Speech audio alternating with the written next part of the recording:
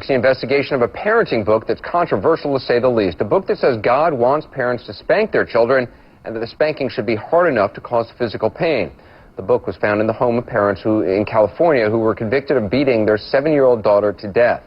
The couple who wrote the book say they're in no way to blame. Gary Tuchman investigates.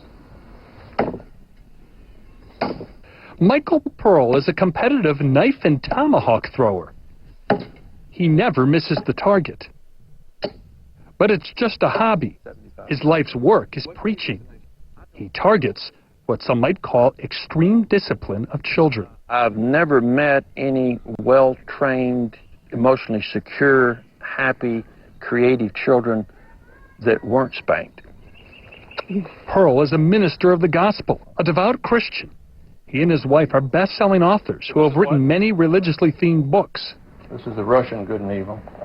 But their most popular and most controversial is a book called To Train Up a Child, in which they write about the need to inflict physical pain. No, I don't use the term hitting. Wait, what's the word? Spanking. And is there a difference? Absolutely. A hand is hitting. A little switch is spanking. A wooden spoon or spatula, rubber spatula, that's spanking. In the book, the Pearls, who live in rural Tennessee, declare the rod is a gift from God. Use it as the hand of God to train your children. They say any spanking to effectively reinforce instruction must cause pain. This couple believed in the Pearls. Kevin and Elizabeth Schatz, parents of 9 children, read their book. As a matter of fact, the book was found in their house and put in an evidence bag after the California couple pummeled one of their daughters for hours. 7-year-old Lydia Schatz, who had been adopted from Liberia, died after suffering horrific injuries all over her body. Mike Ramsey is the district attorney in Butte County, California. What we're talking about was, and as we charged, torture over hours. This past spring, the Schatzes pleaded guilty to the killing of their daughter Lydia and seriously injuring her older sister Zariah. These are photos of some of the sisters' wounds, the marks left by the rods, many of the images too gruesome to show. The Schatzes said they also regularly beat their other children.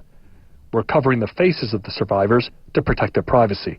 The book was there. It was underlined, underscored, and very There's no question in your mind that this book by the Pearls influenced the Schatzes to beat, brutalize, and terrorize their children? None at all. No question. No question. But the Pearls feel differently, saying their book rejects parents losing control and acting out of anger. So you're not accepting any blame? Absolutely not. How scared were you that there would be blame pointed at you? I don't think we were scared at all. There has never been a suggestion by anyone that someone's lost control because of what they read in our book. The district attorney clearly disagrees and puts blame on the Pearls for the tragedy, but he acknowledges that's about as far as he can go. Was there ever any consideration at exploring legal charges against the Pearls? Not really, because they have a First Amendment right to say awful things. The Pearls say they feel badly for the girl who died, but are unapologetic. They're not shy about using props and humor. I'm gonna spank the CNN man. To show how they believe God wants parents to spank. Rubbing the spaghetti all over your head. You shouldn't have done that at 7 years of age. Okay. Yeah, but that hurts, and I'm 50. Okay. I mean, But there aren't any marks on you? No, there's no. But you would hit a 5-year-old like that? Yeah, sure. The Pearls say you can never be too young for some physical pain. For example, when a baby bites during breastfeeding. I would gently pull their hair, very gently, so that it's enough to make them let go. The spankings with various objects, say the Pearls, are actually done out of love.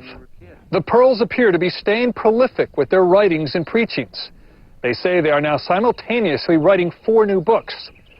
There is no indication that any controversy slows them down.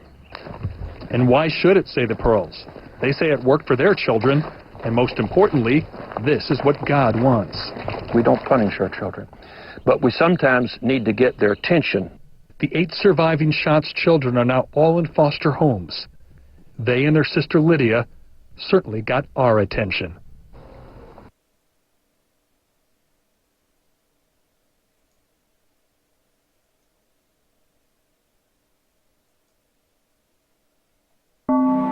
This is the network, a network of possibilities.